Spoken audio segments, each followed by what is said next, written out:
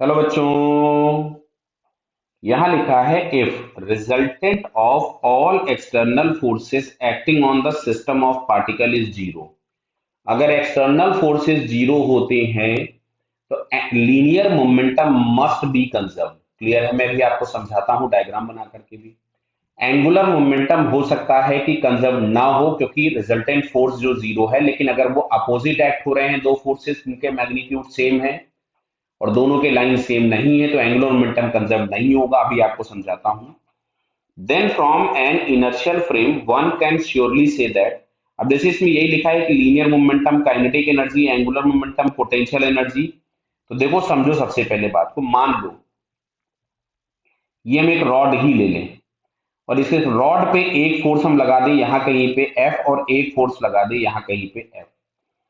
तो अब net force zero हो गया, बट सेंटर के अबाउट अगर हम देखेंगे तो टॉर्क एक्ट होगा, और जो टॉर्क एक्ट होगा तो उसकी वजह से इसकी काइनेटिक एनर्जी भी चेंज होगी, but it's linear momentum must remains conserved. Torque act हो रहा है तो इसका एंगुलर मोमेंटम कंजर्व नहीं होगा। तो पहला जैसे लिखा option, linear momentum of the system does not change with time, ये ऑप्शन तो करेक्ट हो ही गया। Kinetic energy of the system does not change with time, देखो दिख ही रहा है हमको, अगर टॉर्क एक्ट होगा तो काइनेटिक एनर्जी बढ़ रही होगी। Angular momentum of system does not change with time, गलत हो गया, टॉर्क है तो एंगुलर मोमेंटम चेंज होगा ही होगा। में अगर लिखा होता तो ये हो सकता था, क्यों? क्योंकि ऐसी पॉसिबिलिटी भी तो हो सकती है, ये फोर्स इधर लग जाए और ये फोर्स इधर लग जाए। इसके केस में हम लोग देखेंगे तो नेट फोर्स भी जीरो हो जाएगा और नेट टॉर्क भी जीरो हो जाएगा। क्लियर है?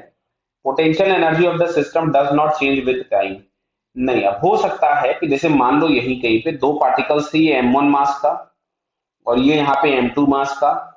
अब यहाँ कहीं पे इस पे चार्ज मान लो कोई प्लस Q1 था, इस पे चार्ज कोई प्लस Q2 था। तो जो फोर्स होगा वो तो एक्शन रिएक्शन की वजह से इक्वल एंड अपोजिट एक्ट होगा, मैग्नीट्यूड सेम होगा, डायरेक्शन अपोजिट होगा, तो नेट फोर्स जीरो हो गया। लीनियर मोमेंटम जीरो है, बट जैसे जैसे ये पास आएंगे तो इसकी काइनेटिक एनर्जी और पोटेंशियल एनर्जी दोनों चेंज हो रही होगी। तो फिलहाल इस क्वेश्चन में करेक्ट आंसर हम लोगों के पास कौन सा है? फर्स्ट वाला। क्लियर बेटा? Okay, all the best.